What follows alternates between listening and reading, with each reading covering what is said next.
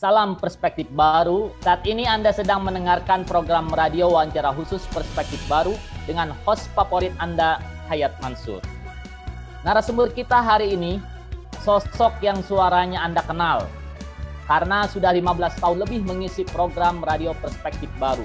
Dia adalah Wimar Witular. Halo Bung Wimar. Assalamualaikum. Waalaikumsalam. Senang sekali Anda kembali hadir berbagi perspektif ke kita semua. Sahabat pendengar, kali ini Bung Wimar akan berbagi perspektif mengenai politik di Amerika Serikat, khususnya pemilihan presiden. Topik ini telah diikuti Wimar selama puluhan tahun. Apalagi dia juga studi S1 dan S2 di Amerika Serikat pada tahun 1970-an.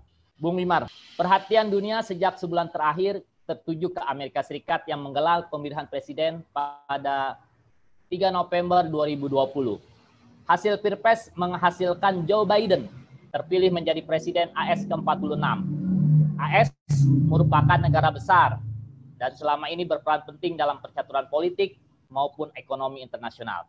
Nah, bagaimana dampak hasil Pilpres AS terhadap dunia internasional, Bung Wimar? Dampaknya adalah menciptakan suatu suasana baru di negara-negara besar dan juga negara berkembang, karena arah Biden ini kelihatannya akan sangat berbeda dengan arah pemerintahan Trump, dan arah pemilihan Trump juga sangat berbeda dengan semua pemerintahan Amerika yang lainnya. Jadi katakanlah Trump itu satu penyimpangan dan Biden kembali ke zaman normal. Nah, apakah Presiden terpilih Joe Biden akan mengubah kebijakan politik luar negeri AS yang konfrontatif selama ini di bawah pemerintahan Trump? Ya, itu yang kami maksudkan, akan ada perubahan besar karena kebijaksanaan pemerintah yang baru ini sama sekali tidak akan menyerupai kebijaksanaan politik Trump, akan sangat berbeda, bahkan karena berbeda itu maka dia bisa menang pemilihan umum dengan begitu besar. Saat ini dunia internasional sedang menghadapi dua persoalan besar. Pertama adalah mengenai perubahan iklim dan yang kedua adalah pandemi corona. Nah, bagaimana kebijakan Presiden terpilih Joe Biden ini nanti mengenai dua persoalan penting di dunia ini? Dalam pandemi yang merupakan persoalan jangka pendek yang paling penting, maka Biden akan aktivis sikapnya, akan menyebut bola, akan membuat inisiatif untuk mencoba meredam pandemi ini. Belum tentu berhasil karena sudah terlalu lama dibiarkan.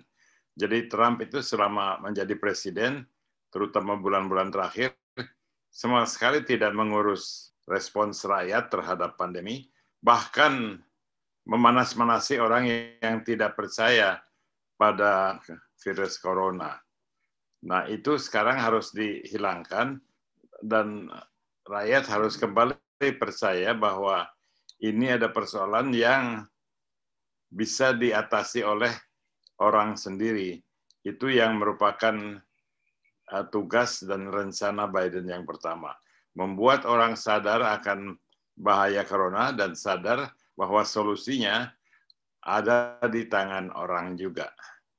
Kemudian dari situ, kebetulan sudah ada virus sekarang, mulai mematikan virus, sudah ada vaksin maksudnya.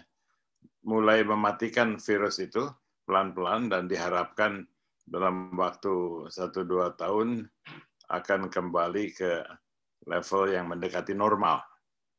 Nah, itu sumbangan untuk kebijakan Biden di dalam negeri. Nah, untuk dunia internasional sendiri dalam penanganan pandemi ini, Bung Wimar?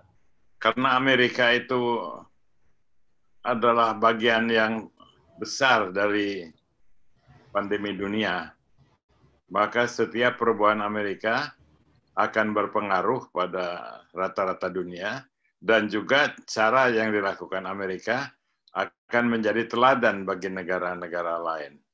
Jadi dengan sendirinya, seperti hal-hal lain, apa yang terjadi di Amerika itu otomatis ada pengaruhnya pada dunia. Dan apa yang terjadi di dunia akan mempengaruhi keadaan di Amerika. Karena Amerika bukan negara kecil. Bagaimana upaya kebijakan dari Presiden terpilih Joe Biden untuk menangani perubahan iklim yang mengancam dunia? Oh ya, pertama Joe Biden bukan orang yang asing terhadap perubahan iklim. Itu memang sudah dari semula menjadi programnya. Hanya sekarang memang pandemi didahulukan karena itu menyangkut hidup matinya manusia begitu ya dalam jumlah besar. Di dalam perubahan iklim, Joe Biden akan mengembalikan Amerika ke dalam barisan jaringan internasional yang memeranginya. Karena perubahan iklim itu tidak bisa dihadapi oleh satu negara. Harus oleh semua negara dalam bentuk kerjasama. Nah, pertama jadi Biden akan mengembalikan Amerika ke dalam jaringan perjanjian Paris yang ditinggalkan oleh Trump begitu Trump naik jadi presiden.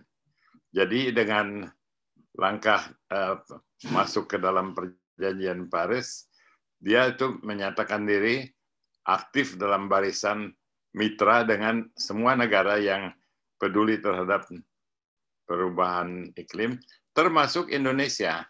Kita ketahui bahwa Indonesia itu aktif dalam perjanjian Paris, bahkan salah seorang pengambil inisiatifnya, tapi kemudian agak kehabisan tenaga karena harus berjuang sendiri tanpa ada mitra yang kuat gitu. Kalau Amerika negaranya kuat dan juga mengenal Indonesia. Jadi itu yang pertama akan dilakukan Joe Biden itu, yaitu masuk kembali ke dalam Paris Agreement. Dan juga Joe Biden akan menghidupkan kembali Environment Protection Agency, yaitu lembaga pengendalian lingkungan, dan juga akan melawan lobby-lobby yang selama Trump jadi presiden itu berusaha untuk mematikan energi baru. Karena lobby-lobby itu dikuasai oleh perusahaan minyak, perusahaan yang menggunakan fosil, dan sangat segan untuk memberikan tempat pada energi baru.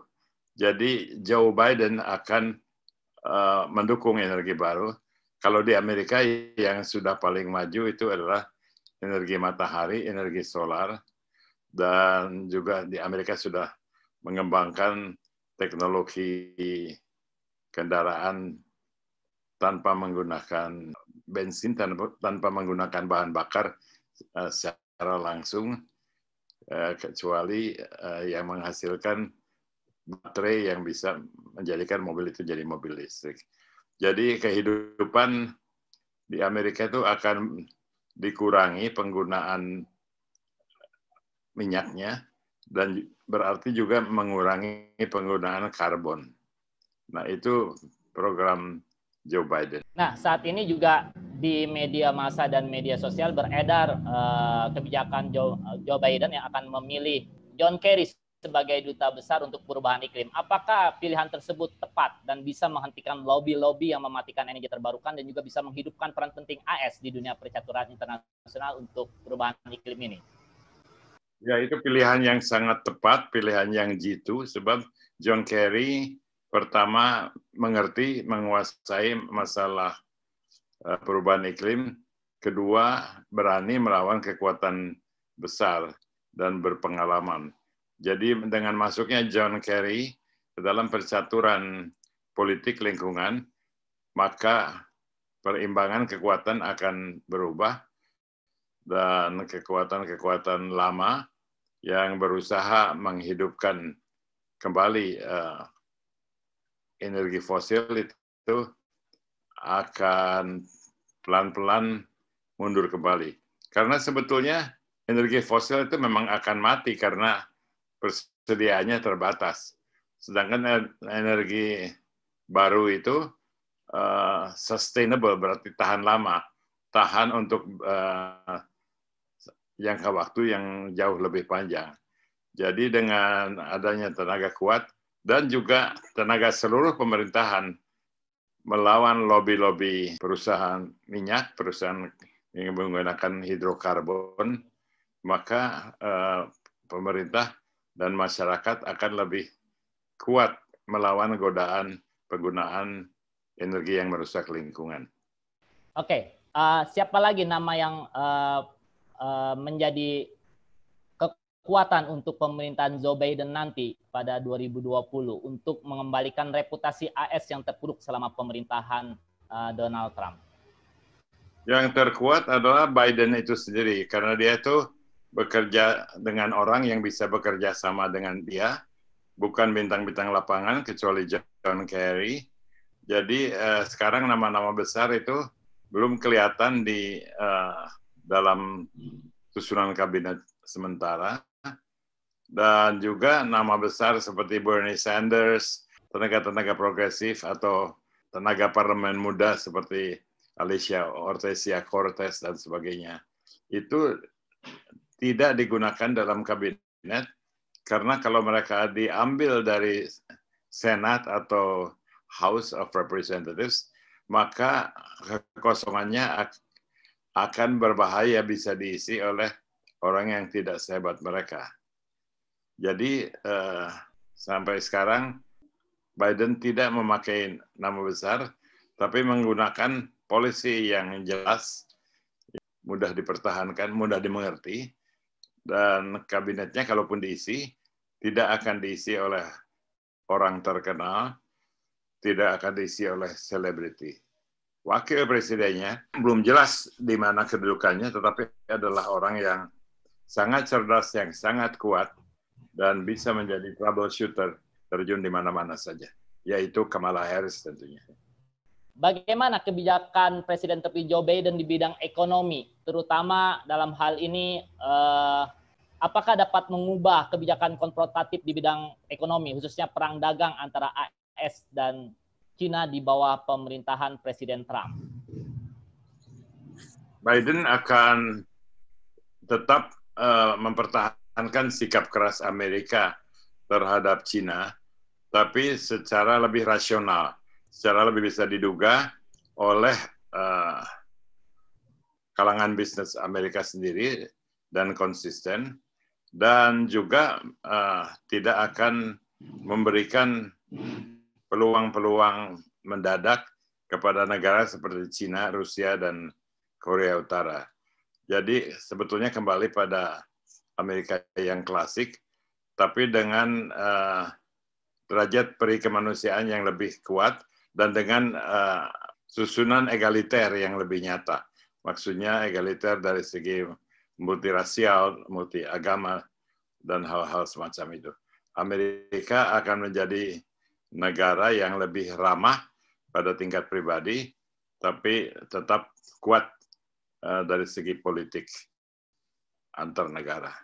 Oke, Bung Wimar. Tadi dikatakan Amerika Serikat di bawah pemerintahan Presiden terpilih Joe Biden akan menjadi negara yang ramah. Nah, apakah itu juga akan dirasakan oleh Indonesia bahwa Amerika Serikat akan menjadi negara yang ramah, baik dari sisi kebijakan ekonomi maupun kebijakan politiknya? Bisa, tapi kalau Indonesianya tidak patut mendapat perlakuan ramah, ya pasti tidak lah. Kalau pimpinan Indonesianya tetap korup dan tetap politik identitas, maka Amerika justru akan konsisten dalam melaksanakan hal-hal yang prinsip. Jadi kita jangan mengharapkan keramahan, kecuali kita sendiri ramah terhadap rakyatnya sendiri. Lalu apakah terpilihnya Presiden Joe Biden ini lebih menguntungkan bagi Indonesia, Bung Wimar? Ya, itu sama dengan jawaban yang sebelum ini, yaitu menguntungkan hak yang memang harus diuntungkan. Tidak akan menguntungkan koruptor atau orang yang menyebarkan virus atau orang yang bikin jengkel agama lain misalnya.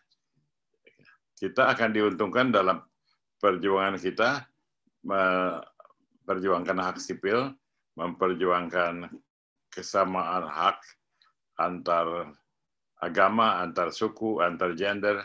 Jadi Indonesia harus punya kepribadian yang jelas dan yang konsisten sesuai dengan yang diharapkan pada pidato-pidato yang sering kita dengar. Apa tuh kebijakan yang jelas, kepribadian yang jelas bagi Indonesia, untuk Indonesia? Kalau pakai jargon sih mungkin Anda lebih mampu, yaitu NKRI dan Pancasila ya. Negara Kesatuan Republik Indonesia berdasarkan Pancasila. Itu jelas sebetulnya. Kalau tidak dikacau oleh pengertian-pengertian yang sesat. Selama Indonesia sesat, tidak ada satu negara pun yang bisa diharapkan menjadi ramah. Bahkan lebih baik negara lain tuh kejam terhadap Indonesia yang dipimpin oleh pemimpin yang tidak ramah, yang tidak konsisten. Kita harus memperbaiki diri kita sendiri sebelum kita bisa andalkan bantuan Amerika Serikat atau negara lain manapun. Nah, selama ini Indonesia yang berada di kawasan Asia Tenggara hidup rukun dengan negara-negara tetangganya. Cuma satu titik persoalan di negara-negara Asia Tenggara adalah wilayah Laut Cina Selatan.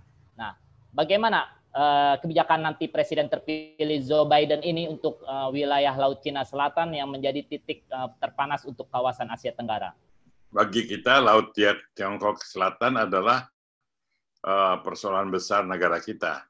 Bagi Biden dan Macron dan Angela Merkel dan semua pemimpin dunia, Laut Tiongkok Selatan adalah wilayah yang dipertentangkan antara Cina, antara Tiongkok, dan beberapa negara di sekitar Laut Tiongkok Selatan tersebut, yaitu Vietnam, Filipina, Thailand mungkin, dan Indonesia. Jadi dalam hal melawan perluasan pengaruh Cina, Biden akan berada bersama Indonesia, bukan untuk membela Indonesia, tapi untuk melawan Cina. Dalam hal Cina dipandang melakukan ekspansi hegemonial, perluasan wilayah yang di luar haknya, maka Amerika akan berada bersama kita. Tapi kalau kita yang menimbulkan provokasi, ya tidak akan, karena Amerika ingin menjaga netralitas Laut Tiongkok Selatan dan semua lautan besar di dunia. Oke, terima kasih Bung Wimar dan juga sahabat pendengar. Jadi dengan terpilihnya Presiden Amerika Serikat Joe Biden itu bisa membawa harapan bagi Indonesia selama Indonesia memiliki kepribadian yang jelas. Terima kasih, sampai jumpa di wawancara perspektif berikutnya. Terima kasih Bung Hayat Mansur.